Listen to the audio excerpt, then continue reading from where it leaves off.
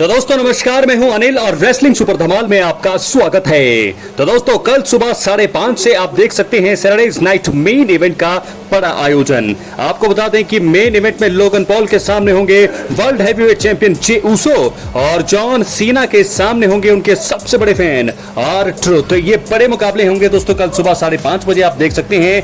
अगर आपने नेटफ्लिक्स का जो है सब्सक्रिप्शन नहीं लिया है तो आप ले सकते हैं। नेटफ्लिक्स पर ही आप अब सब चीजें देखेंगे WWE की। तो कल सबसे बड़ा सवाल लोगों के मन में यह है कि क्या वहां पर हो सकती है बड़े सुपरस्टार रोमन रेंस की वापसी।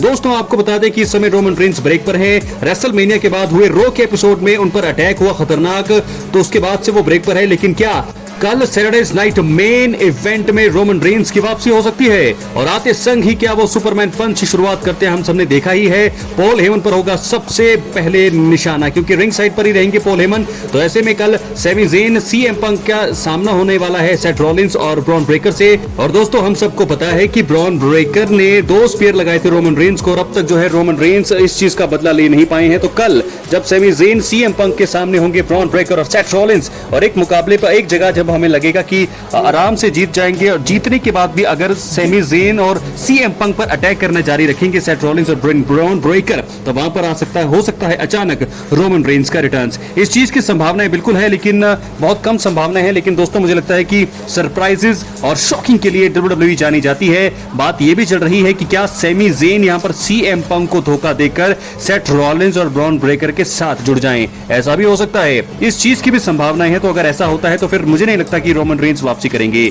अगर सैमी ज़ेन CM पंक पर बहुत ही ब्रूटल अटैक हो रहा होगा तो मुझे लगता है दोस्तों इस कंडीशन में ही रोमन रेंस की वापसी हो सकती है। तो ये एक बड़ा कारण मुझे लगता है कि एक तो तीसरा मेंबर अगर पहले ही आ जाए, CM पंक सेथ रॉलिंस पर, CM पंक और सैमी ज़ेन पर लगातार अटैक हो रहा हो, 3 मेंबर्स अटैक कर रहे हैं उन पर, सेथ रॉलिंस ब्रॉन ब्रेकर के साथ एक और हो, ऐसे में हो सकता है रोमन रेंस का रिटर्न। तो रोमन रेंस के रिटर्न की संभावनाएं अब पूरी तरह से मुझे लगता है तब हो सकती है। इसी कंडीशन में WWE उन्हें वापस लेकर आ सकती है। तो ऐसे में दोस्तों ब्रेक पर हैं वो, तो बहुत ज्यादा फैंस इस समय, आपने देखा होगा स्मैकडाउन का जो शो था, जो एरिना है पूरी तरह से खाली रहा। WWE बहुत ही अब अपने बुरे दौर से मुझे लगता है गुजर रही है, व्यूअरशिप नहीं इतनी आ रही है और साथ के साथ स्टेडियम खाली है। तो रोमन रेंस को जल्दी से जल्दी लाना होगा, क्योंकि अगर रोमन रेंस और भी ज्यादा लेट आते हैं तो मुझे नहीं लगता कि WWE में फैंस उतने हिसाब से दिलचस्पी रखेंगे। स्टोरी नहीं चाहिए, बड़े बड़े सुपरस्टार्स का आना बनता है। रॉक को भी वापसी करनी चाहिए, कोडी रोड्स को आना चाहिए, CM पंक को जिताना चाहिए, और साथ के साथ यहाँ पर रोमन रेंस का रिटर्न अगर नहीं होगा